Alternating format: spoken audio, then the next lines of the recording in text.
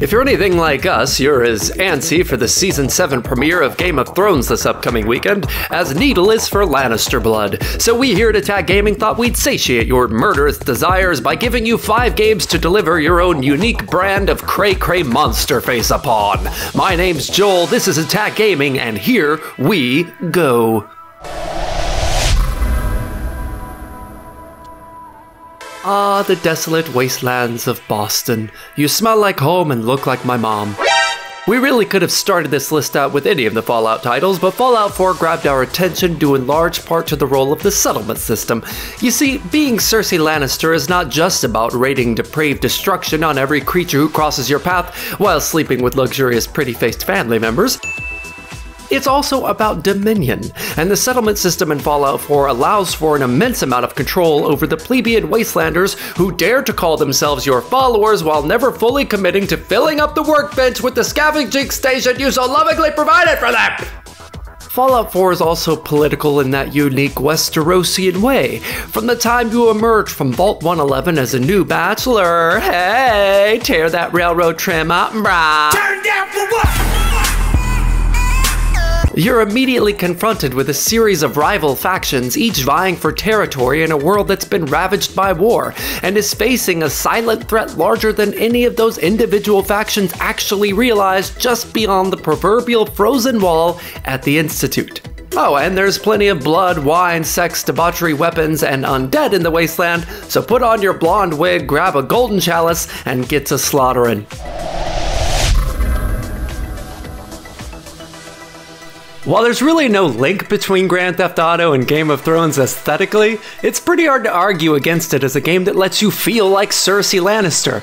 No other game on this list lets you actually build your empire among real idiots who have no idea what they're doing. No other game lets you ruthlessly, indiscriminately eliminate said idiots while you chug wine and rest your feet on the nearest imp. No other game rewards your darkest, scheming, genocidal, capitalistic tendencies with money, land, and power quite like GTA 5. You can even design a character to look like Cersei and build a family empire around that Golden Lioness, all while soaring down the freeway on a pink motorcycle blasting Rick James.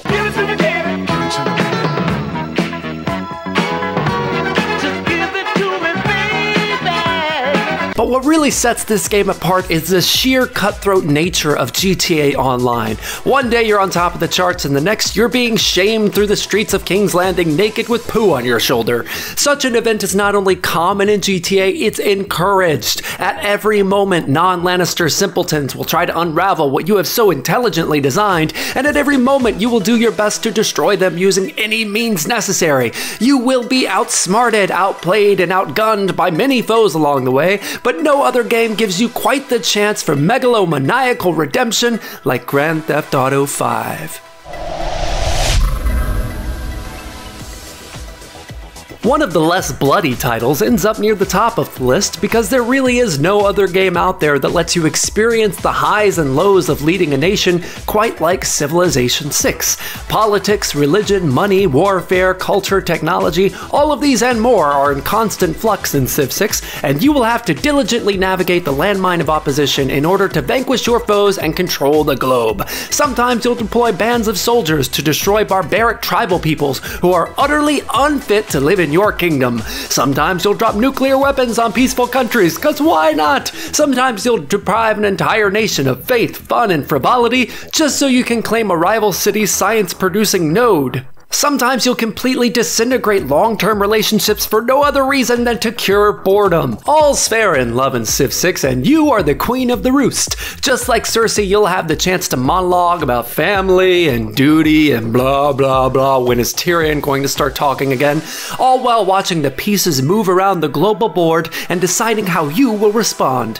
Civ 6 scores in the middle of this list because it is the ultimate god game on the market today, and if there's one aspiration Cersei seems to have going into Game of Thrones Season 7, it is to be obeyed and worshipped like the Red God himself.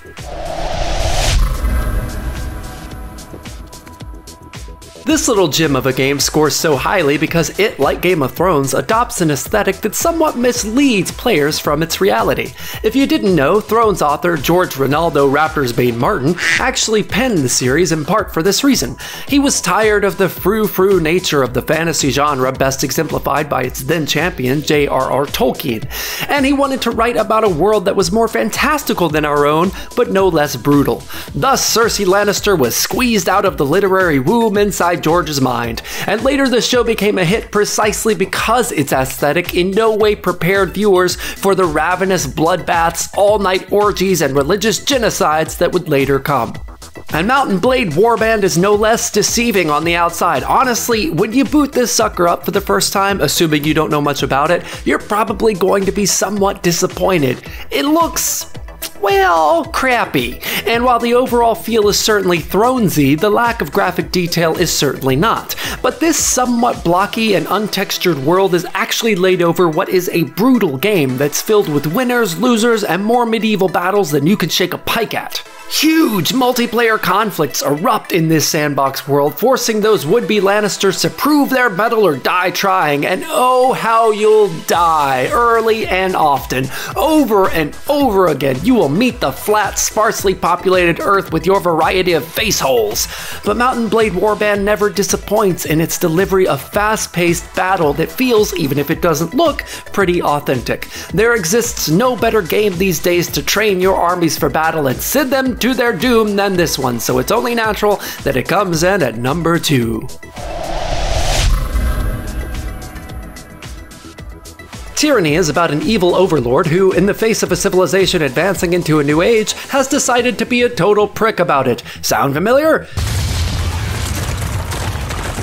Tyranny is definitely one of the more lore-rich games on this countdown, which should make all you Cersei fanboys happier than Brienne of Tarth in a bubble bath with a one-handed Kingslayer. Additionally, one of the things Game of Thrones does really well is to give viewers a sense of the weight that the choices leaders have to make on a daily basis have on them.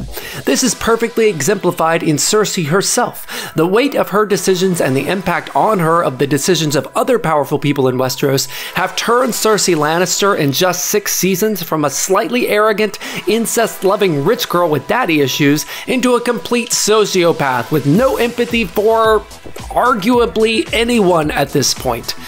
Tyranny 2 forces players to feel the weight of their decisions, as right from the start, your choices will have long-reaching impacts that will affect the rest of the entire game, not only from a narrative standpoint like lots of other games these days, but also in your access to your character's abilities and so much more. But what puts Tyranny at the top of this list is the core concept of the game itself. The central question posed here is, what would it look like if evil won? And my friends, as we enter into the next season of Game of Thrones, I think that is the perfect question to be asking ourselves in regards to King's Landing and the denizens of it. Tyranny is all about real evil and real dictatorship. The game constantly confronts you with micro-oppression and does a lot to show you what it might actually be like to live in a kingdom ruled by someone like Cersei. It immerses you in blood feuds, brutal conflicts, and a difficulty gap that is pretty hardcore, and it lets you decide how you're going to navigate this world where every choice has consequence, and you yourself might even come to someday resemble someone quite a lot like Cersei freaking Lannister. Did you agree with the list? Leave a comment below and tell us how wrong we are! Don't forget to subscribe for new content every week. I've been Joel, this has been Attack Gaming, now GTFO!